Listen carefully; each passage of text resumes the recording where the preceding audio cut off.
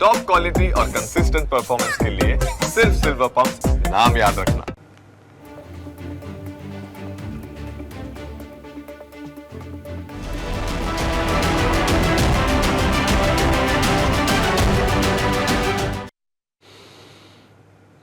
નમસ્કાર, ન્યૂઝ કેપિટલમાં આપનું સ્વાગત છે। ડિબેટ ઓફ ધ ડે સાથે હું છું પ્રતિપાલ સિંહ। ડિબેટ ઓફ ધ ડેમાં આજે ચર્ચા કરવી છે મોંઘવારીના ડબલ માર વિશે। મોંઘવારી માટે જવાબદાર કોણ? મોંઘવારીના આ રાક્ષસ સામે સામાન્ય માણસ લડે તો ક્યાંથી લડે તે પણ સવાલ છે। રસોડાના બજેટથી શરૂ થયેલી મોંઘવારીની આ આગ હવે સામાન્ય પરિવારોના માસિક પગારને પણ સ્વાહા કરી રહી છે। છેલ્લા કેટલાક મહિનામાં ગુજરાતની જનતા પર એવો તો મોંઘવારીનો આફતનો કોરડો વિંજાયો છે કે સવારની ચાથી લઈને રાતભરના ભોજનના લીલા શાકભાજી, ડુંગળી, કઠોળ અને સૂકા મેવા સુધી બધું જ આસમાને પહોંચી ગયું છે। રસોડામાં વપરાતો એલપીજી ગેસ અને વાહનોમાં વાપરવામાં આવતું પેટ્રોલ, ડીઝલ અને ગેસ, સીએનજી જે રીતે રોજ નવો આંચકો આપી રહ્યા છે તેનાથી તમામ લોકોનું જે ગણિત છે તે સાવ ખોરવાઈ ગયું છે। ગઈકાલ સુધી જે તહેવારોની ખુશીઓ મનાવવાની તૈયારી ચાલતી હતી ત્યાં આજે મધ્યમ વર્ગ પોતાના ખિસ્સા પર પડેલા કાણા સાંધવામાં વ્યસ્ત થઈ ગયો છે। સવાલ એ છે કે જ્યારે આંતરરાષ્ટ્રીય બજાર કે ચોમાસાના બહાના હેઠળ ભાવો ભડકે બળતા હોય છે ત્યારે જનતાને ટેક્સમાં રાહત આપીને કે કાળા બજારીઓ પર કડક લગામ કસીને મલમ લગાવવાની જવાબદારી કોની છે? શા માટે દર વર્ષે સામાન્ય માણસે જ આ મોંઘવારીની ભઠ્ઠીમાં શેકાવવું પડે છે? તંત્રનો કંટ્રોલ પ્લાન ક્યાં છે તે સવાલ છે। અને આના પર જ મને પૂર્વ વડાપ્રધાન એવા અટલ બિહારી વાજપેયીજીની એક કવિતા પણ યાદ આવે છે જેમાં તેઓએ કહ્યું હતું કે કૌરવ કોણ कौन पांडव टेढ़ा सवाल है, दोनों ओर शकुनी का फैला कूट जाल है। धर्मराज ने छोड़ी नहीं जुए की लत है, हर पंचायत में पांचाली तो अपमानित होनी है। बिना कृष्ण के आज महाभारत होना है, कोई राजा बने या ना बने रंक को तो सिर्फ રોના હે। એટલે કે છેલ્લે જે ગરીબ માણસ છે, જે મધ્યમ વર્ગનો માણસ છે તેને તો રોવાનું જ આવે છે, ભલે શાસન કોઈનું પણ હોય। તો આ મુદ્દા ઉપર જ આપણે ચર્ચા કરવી છે અને મુદ્દા ઉપર ચર્ચા કરવા માટે આપણી સાથે ગેસ્ટ પેનલ છે તે પણ જોડાઈ ચૂક્યા છે। ભારતીય જનતા પાર્ટીમાંથી આપણી સાથે નરેશભાઈ કેલા જોડાઈ ચૂક્યા છે અને કોંગ્રેસમાંથી આપણી સાથે દીપાબેન શ્રીવાસ્તવ છે તે જોડાઈ ચૂક્યા છે અને આ તરફ કૌશિકભાઈ પટેલ છે, રાજકીય વિશ્લેષક, તે પણ આપણી સાથે જોડાઈ ચૂક્યા છે। સૌપ્રથમ પ્રશ્ન શાસક પક્ષને જ કરવો રહ્યો। જે રીતે નરેશભાઈ આપની પાસે આવવા માંગુ છું, છેલ્લા 30 વર્ષથી ગુજરાતમાં ભારતીય જનતા પાર્ટીનું શાસન છે, છેલ્લા 16 વર્ષથી કેન્દ્રમાં તમારું શાસન છે, તેમ છતાં 2014માં પણ આપ તે રીતે જ આવ્યા હતા UPA 1 UPA 2 હટાવીને કે ભાઈ બહોત હો ગઈ મહેંગાઈ કી માર, अब लाओ भाजप सरकार। परंतु मोंघवारी नरेशभाई ओछું થવાની નામ લેતી નથી, મધ્યમ વર્ગનો તો આમાં કચ્ચર ઘાણ નીકળી જાય છે। પ્રતિપાલસિંહભાઈ, આપના સવાલ બાબતે હું ચોક્કસ આપને જણાવવા માંગીશ કે ભારતીય જનતા પાર્ટીની સરકાર એનું કાયમ બે એવા મહત્વપૂર્ણ મુદ્દાઓ પર ફોકસ રહ્યું છે કે એક તો જે ખેડૂતો છે, કૃષિ સાથે જોડાયેલો જે આપણો સમાજ છે એને એની નિપજના પૂરતા ભાવ પોષણક્ષમ ભાવ મળે અને સાથે સાથે જે સામાન્ય મધ્યમ વર્ગ છે, જે ગૃહિણીઓ છે એમનું પણ બજેટ જળવાય। આ બંને આમ જુઓ તો બંને વિરોધાભાસી પરિબળો છે, પણ બંને વચ્ચેનું બેલેન્સ કરવાનું કામ કાયમ સરકારોનું રહેતું હોય છે અને સરકારોની એ પ્રાથમિકતા પણ હોય છે। હું આપને એક બહુ જ સરસ ઉદાહરણ આપીને મારો વિષય મૂકવાનો પ્રયત્ન કરીશ કે 2017ની અંદર જ્યારે દેશની અંદર શેરડી પકવતા ખેડૂતો માટે એક પોલિસીનું જ્યારે ગઠન કરવામાં આવ્યું એની પહેલા લગભગ સરેરાશ 95,000 કરોડથી 90,000 કરોડ ક્યારેય પણ એની પોઈન્ટ ઓફ ટાઈમ એ શેરડી પકડતા ખેડૂતોને ચૂકવવાના બાકી રહેતા હતા। કેન્દ્ર સરકારે આની અંદર એક નાનકડું પોલિસીમાં વેરિએશન લાવ્યા। એ ચેન્જ એવો કર્યો કે કોઈ પણ શુગર મિલ છે જેને નેક્સ્ટ વર્ષ માટે શેરડી પિલાનું લાયસન્સ લેવાનું છે તો એને 95% ઓફ ફાર્મર સ્કીમ ડ્યુઝ, જે કહેવાય ખેડૂતોને ચૂકવવાના થતા 95% રકમ એને પહેલા ચૂકવી આપવી તો જ એને નવા વર્ષનું પિલાનું લાયસન્સ મળી શકે। તો આ એક પોલિસી ડિસિઝન હતું જે દેશના 5 કરોડથી વધુ ખેડૂતો અને 200 જિલ્લા એવા છે જ્યાં માત્ર શેરડી પકવવામાં આવે છે। નરેશભાઈ, વાત એ જ છે કે અત્યારે ખેડૂતોની વાત કરવામાં આવે કે સામાન્ય વર્ગની વાત કરવામાં આવે, ખેડૂતો પણ અત્યારે હેરાન પરેશાન છે। અતિવૃષ્ટિ હોય કે અનાવૃષ્ટિ હોય કે MSP ની આપ વાત કરી રહ્યા છો, તેઓને ટેકાના ભાવ પણ નથી મળી રહ્યા। બીજી તરફ જે સામાન્ય વર્ગ છે તેઓનો ટેક્સનો જે મારો છે ચલાવવામાં આવે છે, તેમ છતાં મોંઘવારીમાં રાહત નથી મળતી। તેમાં અત્યારે તહેવારોની મોસમ હવે ચાલુ થવાની છે, ત્યારે જ ખાંડના ભાવમાં, તેલના ભાવમાં કે અલગ અલગ વસ્તુ ડ્રાયફ્રૂટના ભાવમાં સતત વધારો થઈ રહ્યો છે, રોજિંદી ચીજ વસ્તુઓના ભાવમાં પણ વધારો થઈ રહ્યો છે. પ્રતિપાલસિંહભાઈ, મારો કહેવાનો વિષય એટલો છે કે જે ખેડૂતોનો એક તરફ આપણે બેલેન્સ કરવાનું છે, સાથે સાથે સામાન્ય મધ્યમ વર્ગનું પણ એક બેલેન્સ કરવાનું છે. તો આજે દેશની અંદર ખેડૂતોને જે ચૂકવવાના રહેતી રકમ હોય એ લગભગ 98% ઘટીને આજે માત્ર 2000 થી 2500 કરોડ રૂપિયા આખા દેશના ખેડૂતોને દરેક સુગર મિલનું ટોટલ કરીએ તો એટલું ચૂકવવાની રકમ બાકી રહે છે. હવે એની સામે જ્યારે તમે હવે વાત કરીએ છીએ, નરેશભાઈ, આપણે ક્યાં દેવા માફી કરી છે? ઘણા બીજા રાજ્યોમાં તો દેવા માફી કરી છે ખેડૂતોની, પ્રતિપાલસિંહભાઈ, અને સામાન્ય વર્ગ ખેડૂતોમાંથી જ આવે છે ને. આખરે ગામડામાંથી બધા લોકો આયા છે, બધા અસલી હકીકતમાં તો બધા ખેડૂત જ છે ને, ખેડૂતમાંથી જ બધા પછી આગળ ધંધા નોકરી શહેરમાં આવ્યા છે. છેલ્લા 8 વર્ષથી એફઆરપી આપણે શેરડીની વધારી રહ્યા છીએ, તો સાથે સાથે એમએસપી નહીં વધારવાનો પણ નિર્ણય સરકારે લીધો હતો કે એમએસપી એટલે શું, ખાંડ વેચાણનો જે ભાવ છે એ ના વધવો જોઈએ, અને શેરડીનો ભાવ આપણે સતત દર વર્ષે ઇન્ફ્લેશનના ધ્યાનમાં રાખીને વધારી રહ્યા હતા. તો ક્યાંક ને ક્યાંક એના પરિણામે અને જે દેશની સરપ્લસ શેરડી હોય છે એનું જ ડાયવર્ઝન ફક્ત ને ફક્ત આપણે ઇથેનોલ માટે કરીએ છીએ. સાથે સાથે જો એ ડાયવર્ઝન કર્યા પછી પણ જો કોઈ સરપ્લસ રહેતું હોય તો જ આપણે એક્સપોર્ટની અનુમતિ આપીએ છીએ. આપણે ક્યારેય એવું નથી હોતું કે એક્સપોર્ટની અનુમતિ નું આપણી ડોમેસ્ટિક કન્ઝમ્પશનને બાદ કરીને આપીએ છીએ. તો આજે અત્યારે જે ટેમ્પરરી ભાવ વધારો છે, ટેમ્પરરી હું એટલા માટે કહું છું કે ઓક્ટોબરથી નવી ક્રોપની સિઝન આવી જાય છે, નવું ખાંડ બજારમાં આવે છે. શેરડીનું પિલાણ સપ્ટેમ્બર એન્ડ થી ઓક્ટોબર ફર્સ્ટ વીક થી ચાલુ થાય છે. તો લગભગ આપણે છેલ્લા 10, 12, 15 વર્ષ કે 25 વર્ષનો ડેટા જોઈશું તો સપ્ટેમ્બર ઓક્ટોબર મંથમાં નોર્મલી શેરડીના ભાવમાં થોડુંક જ્યારે સિઝન એન્ડ હોય છે ત્યારે એનું વેરિએશન આવતું હોય છે.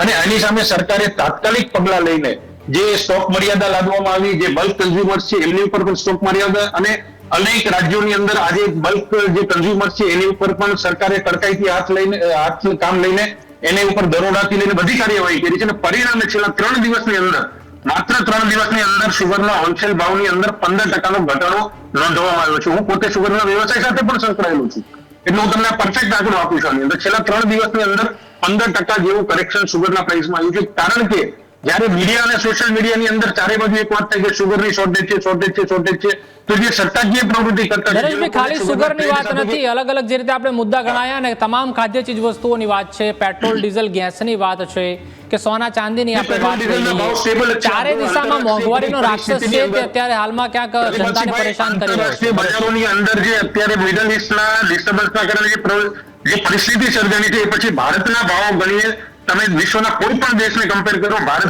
છે તે સતત નબળો થઈ રહ્યો છે ડોલર સામે, એટલે અલગ અલગ ઘણા બધા પરિસ્થિતિઓ છે.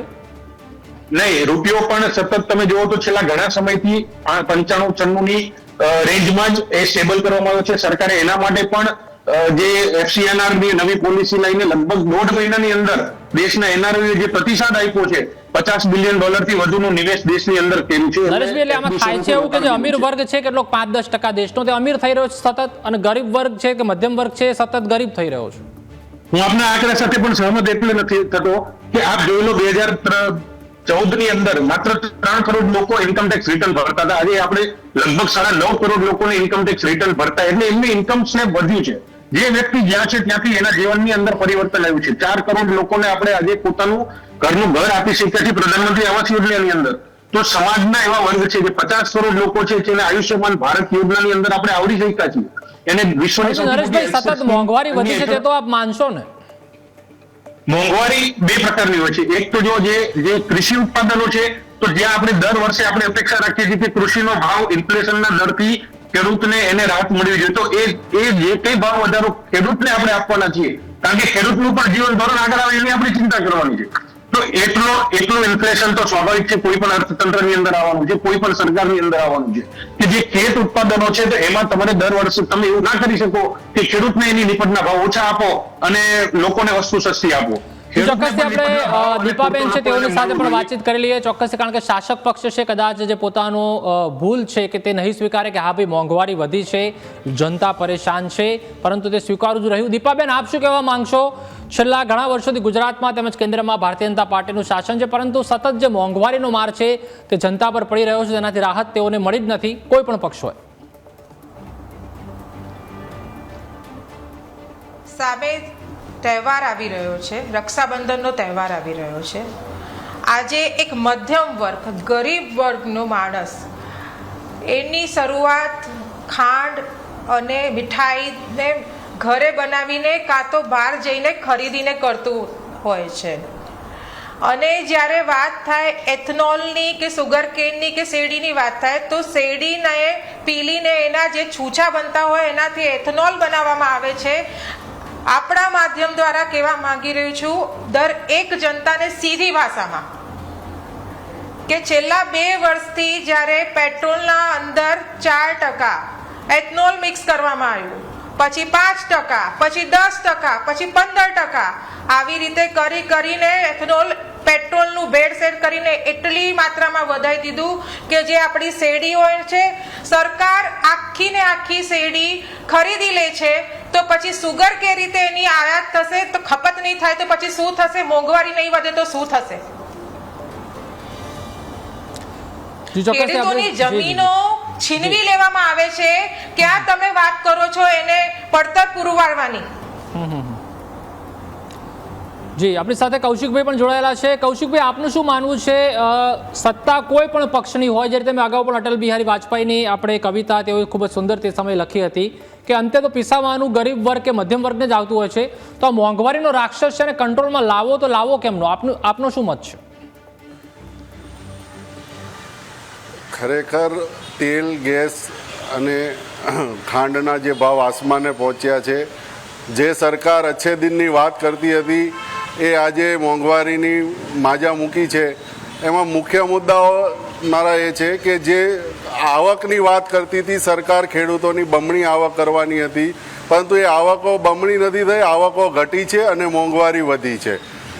આ ખાંડના જે ભાવ આસમાને પહોંચ્યા છે એમાં સરકાર ઊંઘતી ઝડપાઈ છે, કારણ કે સરકારને ખબર હતી કે ખાંડના સ્ટોકમાં ઘટાડો છે અને આવતા તહેવારો નિમિત્તે ખાંડની ડિમાન્ડ વધવાની છે. તો જે આયાત કરવાની હતી તે આયાતનું જે નિર્ણય હતો તે સમયસર લેવાયો નથી અને રાતોરાત ડ્યુટી ફ્રી 10 ટનથી આયાતની મંજૂરી આપી દેવામાં આવી છે અને માર્કેટમાં ખાંડને ખુલ્લી મૂકવામાં આવી છે.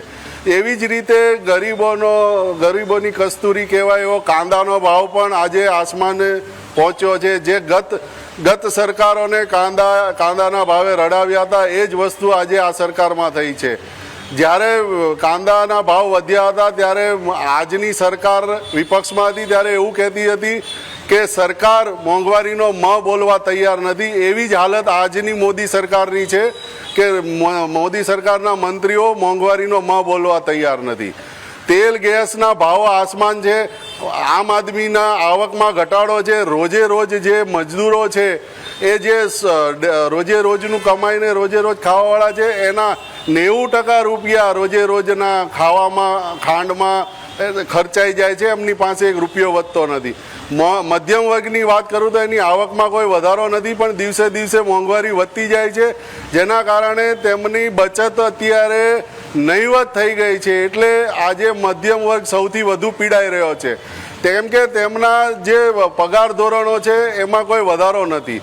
ત્રીજા કે જે પેન્શનરો છે, જે પેન્શનરોના વ્યાજ દરમાં જે વધારો થવો જોઈએ મોંઘવારીના હિસાબે, એ મોંઘવારીના હિસાબે એમના વ્યાજ દરમાં વધારો થતો નથી અને એમના પેન્શનરોની આવકની સામે આજે મોંઘવારીએ માજા મૂકતા એમના ખર્ચાઓ પણ એટલા વધ્યા છે, તો એ પણ એટલા પીડાઈ રહ્યા છે. એટલે મોદી સરકાર જે બેલેન્સ કરવાની જાવકને બેલેન્સ કરવાની વાત કરતી હતી એમાં નિષ્ફળ ગઈ છે. એટલે આ મોંઘવારીએ માજા મૂકી છે. આ કૃત્રિમ મોંઘવારી છે. એટલે આમાં જે મોટા માથાઓ છે, જે સટ્ટા બજારવાળા છે, એ આનો લાભ લઈ રહ્યા છે અને લોકોને, આમ આદમીને ચૂસી રહ્યા છે.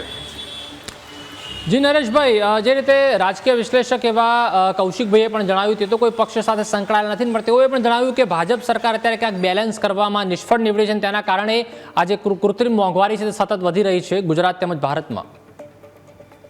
રવિલાલસિંહભાઈ, એક કહેવત છે કે there is enough for everyone's need but there is nothing enough for anyone's greed.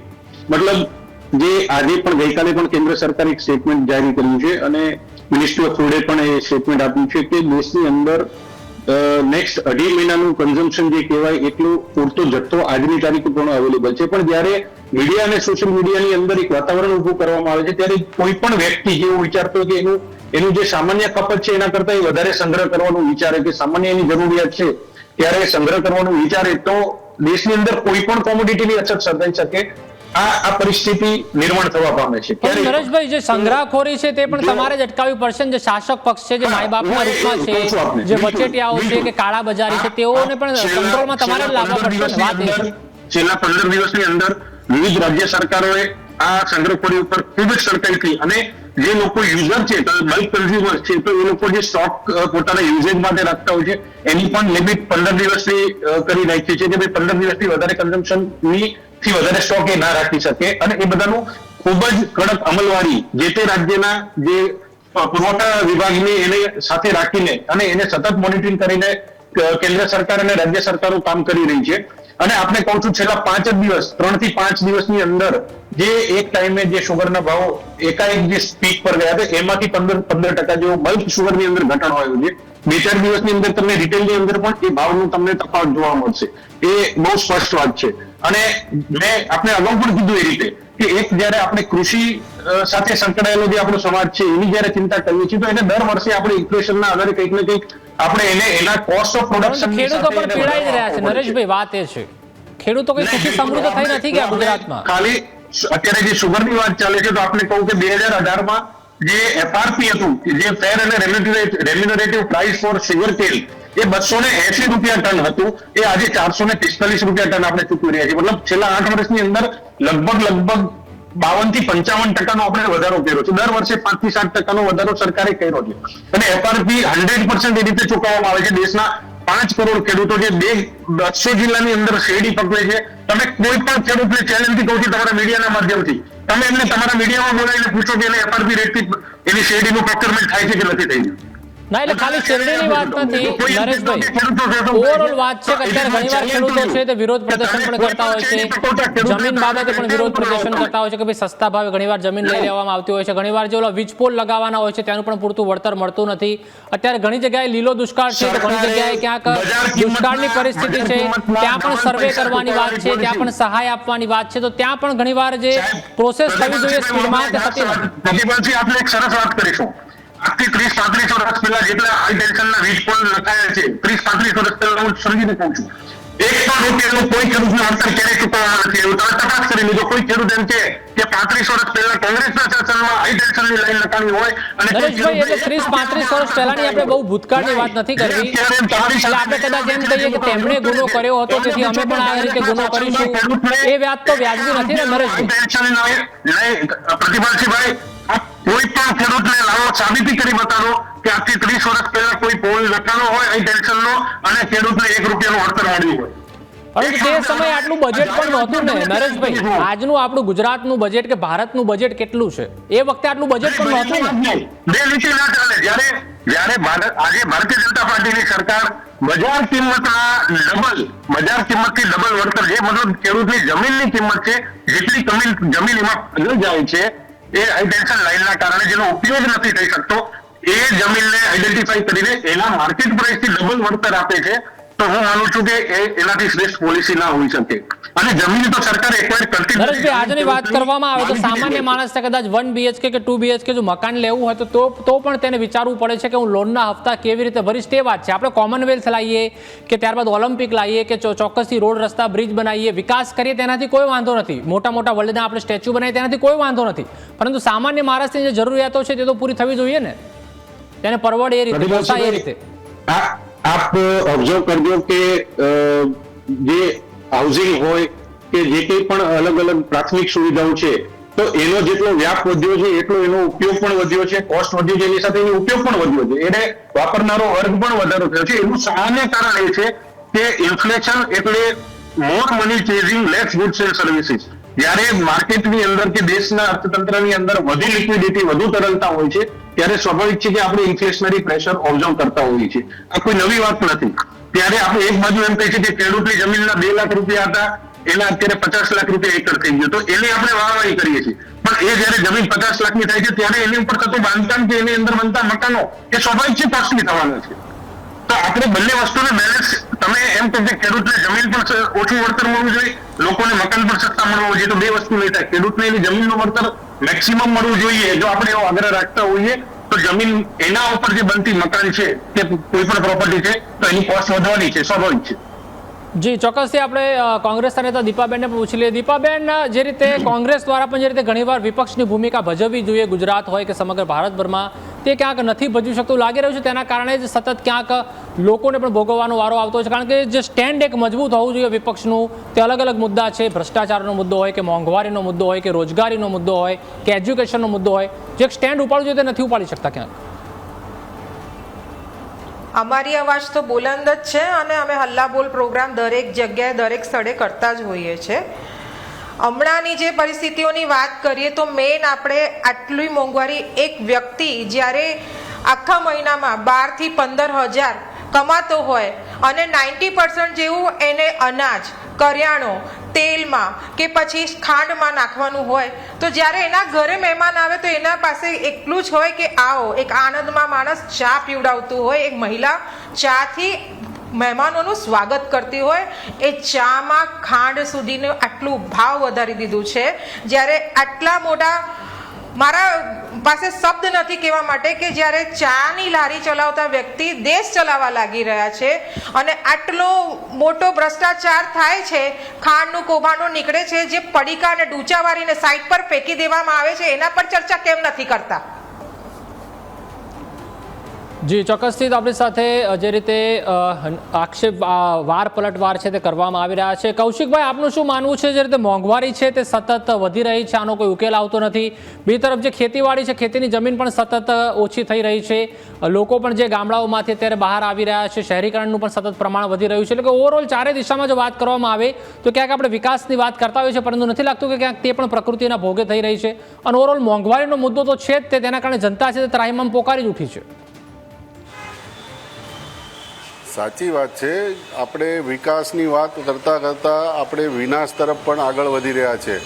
આપણે ખેડૂતોને આવક ડબલ કરવાની વાત હતી, એટલે ખેડૂતોની આવક ડબલ કરવામાં એની પાછળ જે લાગતું બિયારણ છે, જંતુનાશક દવાઓ છે, મજૂરી છે, એના ભાવો પણ એટલા બમણા થઈ ગયા છે કે ખેડૂતના હાથમાં હવે રૂપિયો વધતો નથી.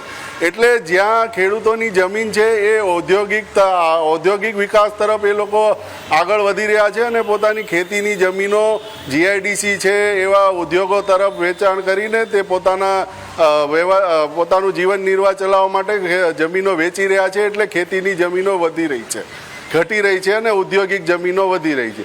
હવે આજની તારીખે તમે જુઓ તો ભાજપ સરકાર વાહવાહી કરી રહી છે કે અમે 80 કરોડ લોકોને મફતમાં અનાજ વિતરણ કરીએ છીએ. એના પરથી એ સાબિત થાય છે કે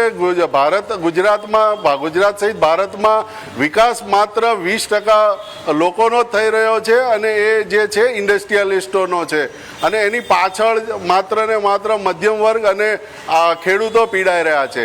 એક તરફ રોજગારી ઘટી રહી છે અને મોંઘવારી માજા મૂકી રહી છે. જે ભૂતકાળમાં એવું હતું કે ચાર સભ્યના ફેમિલીમાં એક સભ્ય કમાતું હતું અને બીજા 3 સભ્યો ઘરે ખાતા હતા. આજે એવી પરિસ્થિતિ મોંઘવારીમાં થઈ ગઈ છે કે ઘરના 4 મેમ્બરોને કમાવાની પરિસ્થિતિ આવી ગઈ છે, કારણ કે અમને બચત માટે રૂપિયો વધતો નથી. એક તરફ એમણે નાનો ફ્લેટ લીધો હોય અથવા કોઈ મકાન લીધું હોય, કોઈ ગાડી લીધી હોય, એક તરફ હપ્તા ચાલતા હોય, તો એ હપ્તા ભરવા માટે માણસે ઘરના દરેક ફેમિલીએ કમાવાની હવે જરૂરિયાત પડી છે, કારણ કે એક વ્યક્તિના કમાવાથી ઘર ચાલતું નથી, એટલી મોંઘવારી છે. એટલે આ મોંઘવારીને બેલેન્સ કરવા માટે ઇન્ફ્લેશનને કાબૂમાં રાખવો ખૂબ જરૂરી છે. બેંકના વ્યાજ દરો પણ આજે એટલા છે કે બેંકના હપ્તાઓ ભરવા પણ મધ્યમ વર્ગને મુશ્કેલ છે અને મોટા ઉદ્યોગોને અને જે ઇન્ડસ્ટ્રીયલિસ્ટો છે એની બેંકો લોન કરોડોમાં બેંકો માફ કરી રહી છે, જ્યારે મધ્યમ વર્ગની એક પણ રૂપિયો કે એક હપ્તો પણ માફ કરવામાં નથી આવતો. એટલે સરકારની જે નીતિ છે ને એની સામે બહુ ગંભીર સવાલો ઊભા થયા છે. સરકારે મોંઘવારીને કાબૂ કરવા માટે બેલેન્સ કરવું ખૂબ જ જરૂરી છે, ઇન્ફ્લેશનને કાબૂમાં લેવો જરૂરી છે, ત્યારે જ મધ્યમ વર્ગ આમાંથી બહાર આવશે. બાકી મોંઘવારીની મારમાં મધ્યમ વર્ગ પીડાતો જ રહેશે. જી નરેશભાઈ, એટલે આપણે પણ સાંભળ્યું હશે કે રાજકીય વિશ્લેષક પણ કહી રહ્યા છે અને વિપક્ષ પણ કહી રહ્યું છે કે ભાઈ તમારે મોંઘવારી ઉપર કાબુ છે તે લાવવો પડશે. અલગ અલગ નીતિ છે ચોક્કસથી એપ્લાય કરવામાં આવતી હોય છે, પરંતુ તે ક્યાંક સદંતર નિષ્ફળ ગઈ છે અને ગ્રાઉન્ડ ઉપર જે હકીકતમાં તે ઇમ્પ્લિમેન્ટેશન થવું જોઈએ તે કદાચ 20% જ થાય છે, બાકી 80% ઇમ્પ્લિમેન્ટેશન માત્ર કાગળ ઉપર છે.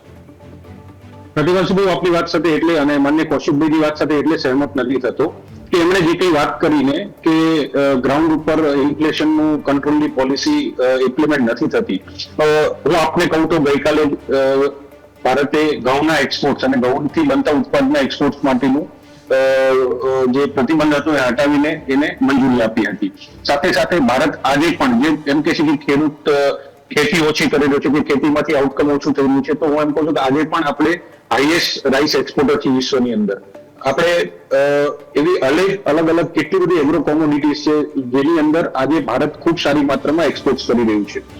પણ વિષય આપણે સમજવો પડે, જે રીતે એમને બેંકના વ્યાજની ને બધી વાત કરી, તો મને યાદ છે 2004ની અંદર હું જયારે ચાર્ટર્ડ એકાઉન્ટન્ટ થયો ત્યારે એક સામાન્ય એમએસએમઈ બિઝનેસ માટે 16 થી 18% વ્યાજ દર હતો. કોઈ પણ બેંકનો આપ ડોક્યુમેન્ટ ઉપાડીને ચેક કરી શકો છો. આપના પ્લેટફોર્મ ઉપર જાહેરમાં તમને ચેલેન્જ કરું છું આની અંદર. આજની તારીખમાં જે લઘુ અને મધ્યમ ઉદ્યોગો છે જે દેશની કરોડરજ્જુ છે, દેશના આજે 4 કરોડ એમએસએમઈ છે જે લગભગ 20 થી 22 કરોડ લોકોને ડાયરેક્ટ એમ્પ્લોયમેન્ટ આપે છે, એને આજે વ્યાજનો દર ઘટીને 8 થી 8.5-9%માં ઇન્ટરેસ્ટ ફ્રી 10 કરોડ રૂપિયા સુધીની લોન કોઈ પણ એમએસએમઈ ને મળી શકે એ વ્યવસ્થા ભારતીય જનતા પાર્ટીની સરકારે કરી છે. તો જ્યારે દેશની અંદર તમે એમ કહો કે બેંકનો દર વધારવો જોઈએ તો બેંકનો વ્યાજ દર વધશે તો દેશની ઇન્ડસ્ટ્રી કેવી રીતે સર્વાઈવ થશે? ઇન્ડસ્ટ્રી સર્વાઈવ નહીં થાય તો જોબ ક્રિએશન કેવી રીતે થશે? દેશનું જીડીપી કેવી રીતે વધશે? તો આ વસ્તુને કોઈ પણ સમાજના એક વર્ગને આપણે નરેશભાઈ, એક વાર સહજતાથી નિખાલસતાથી આપ એમ તો સ્વીકારશો ને કે આ ભાઈ બિલો પોવર્ટી લાઈન ખૂબ જ વર્ગ વધારે છે, મધ્યમ વર્ગ છે કે મધ્યમ વર્ગ છે તે પીસાઈ રહ્યો છે. એક વાર ખાલી એ તો નિખાલસતાથી સ્વીકારી લો કે હા ભાઈ મોંઘવારીનો માર પડે છે ને મધ્યમ વર્ગ છે તો પીસાઈ રહ્યો છે. બાકી સમયની મર્યાદા છે આપણી પાસે, હવે કાર્યક્રમ થોડો વિરામ મૂકવો પડશે. હું આપને પૂછવા માંગીશ કે અત્યારે મિનિમમ વેજ એ આજે લગભગ 500 રૂપિયાની આસપાસ થઈ ગયું છે. તો કોંગ્રેસના જે આપણા પ્રવક્તા છે એમને પૂછો કે એમના શાસન દરમિયાન 180 રૂપિયા મિનિમમ વેજ હતો. ના, એટલે એમને ગુનો કર્યો એટલે આપણે કરીએ એ વાત નથી. જી ચોક્કસ. ઇન્ફ્લેશનરી પ્રેશર છે તો સાથે સાથે એનું ઇન્કમ પણ સોર્સ ઓફ ઇન્કમ વધી છે એટલે જ ઇન્ફ્લેશન વધ્યું છે. તમે સમજો આ વાતને. કોઈ પણ અર્થશાસ્ત્રીને બોલાવો તમારી ડિબેટમાં તો એ તમને સ્વીકારશે આ વાત. સામે મોંઘવારી વધી છે પણ સ્વીકારવું જ પડશે. નરેશભાઈ, ચોક્કસથી કાર્યક્રમને અહીંયા પૂર્ણવિરામ મૂકવો પડશે કારણ કે સમયની મર્યાદા છે. ચોક્કસથી નરેશભાઈ, કૌશિકભાઈ અને દીપાબેન, આપ અમારી સાથે જોડાયા, કાર્યક્રમમાં ભાગ લીધો તે બદલ આપનો ખૂબ ખૂબ આભાર. તો ડિબેટ ઓફ ધ ડેમાં હાલ બસ આટલું જ. આવતીકાલે ફરીથી મળીશું કોઈ નવા મુદ્દા સાથે. ત્યાં સુધી રજા આપશો. નમસ્કાર.